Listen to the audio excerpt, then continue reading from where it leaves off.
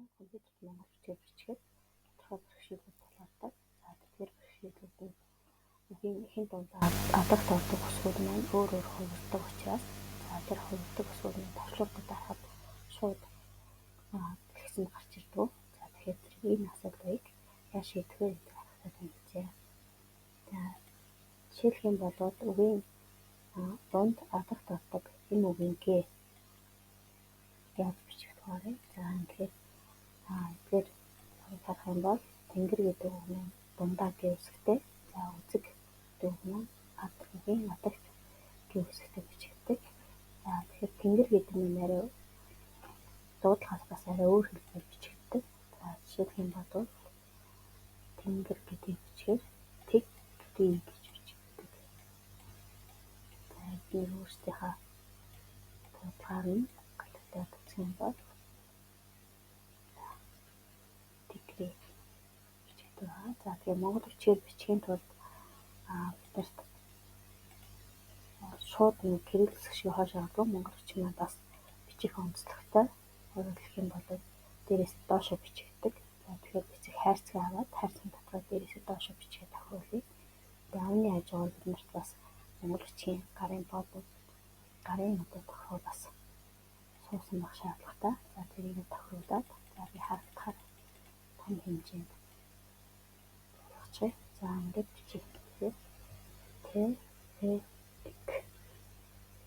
за г үсгээ бичлээ. За тэгээд үгийн дунд ордог г үсгээ бичихтэй бид г үсгээ бичснийхаа дараа за эсэх товшрын хажууд байрлахын жижигхэн долгиотой товшрыг дарна. За ингээд үсэг маань хувирна. За тэгээд үүний дараа р и за ингээд хувираад бичигдэнэ. За арын үг бичигтэй. Үгийнхаа эхэнд энтер дараад за үзэг гэдэг үг бичигтэй үү зүг гэж бичигдэг байгаа. За тэгэхээр үү зүг за адагт ордог г-гээ бичигтэй болохоор г-гээ бичихийнхаа өмнө за хургалтынхаа товшруудад дараад тэгээд г үсгээ бичих юм бол энэ монгол бичгээр бичигдэнэ. За өөрөөр ингээд бичигдгийг харъя.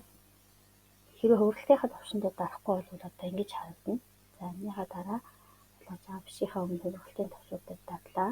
За ингээд хургасан тэмдэг гарангуй түүнийг адилгаж аваад г үсгээ бичнэ гэсэн байна. За мөн энэ дараа бас өөр ямар хургалтууд дээр бичгэж болох вэ гэхээр үгийн адагт орсон орхиц нааны гаг бичгэд үгийн адагт орхиц ордог. За энэ үгүүдийг бичиж үзье. За бичиж үзэхийн тулд бичих хайрцаг авлаа. За монгол бичгээ тохируулсан дээрээс доош бичигдэх босоо хэлбэрээ авчээ. За босоо хэлбэрээ авсан ч гэсэн мөн вертикал ба Mongolia гэдэг энэ тохиолдол бас авч болно. За ингээд за хар өнгөний харыг бичихтэй хар за хар за ингээд нөгөө орхиц заагаа авахдаа бид нэр спейсээр ингээд заагаа авч агаад үсгээ дарах юм бол дараагийн шин аагаар эхэлсэн үг байна гэд үгийнхэнд ордог аагаар ачна. Тийм болохоор бид нэр спейсээр дардаг заагаа авахгүйгээр shiftтэй за нэмэх тэмдэгний урд байдаг энд хасах тэмдэг доогуур зураас гэсэн товчлуудтай байдаг. За тэн дээр дарна. Shift-ээр дарж агаад тэн дээр дарахаар заагаа авцсан гэсэн үг. Тэгээд үсгээ дарахаар зөв шууд орхиц гаргаж ирнэ гэж. За энэ дараа нэр гэдэг үг чинь нэр гэж бичгэн тэ. За тэгэхээр нэр бичлээ. Shift-тэй хасах тэмдгээр дарлаа. Үсгээ дарлаа.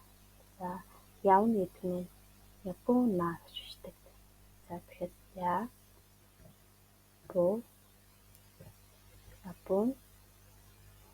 Япона гэж шууд нөгөө зай авах чиргээ гараад ирчихэн. Тэгэхээр Япон гэдгээ бичээд shift-тэй асах тэмдэг дээр гарах юм бол эний одоо дуслыг гаргаад ирнэ. За тэгээд үсгээ таа. За ява гэдгийг г үсгээ дарлаа. Shift-тэй дарангуй туслаа гаргалаа. Тэгээд Японгаа за ирэн гэдгийг ирэнэ гэж бичдэг тэ. Ирэ энэ үсгээ дарлаа. Shift-тэй дарлаа. Тэгээд за мөн дараа нь хонь. хоо нэ гэждэг хонь шууд орхицгүй бичигдэх нь байна. За дараа нь хураг хонь хургийн хургийг бичгээд за тэгээ хураг гаргалаа хурага гэж бичих нэ.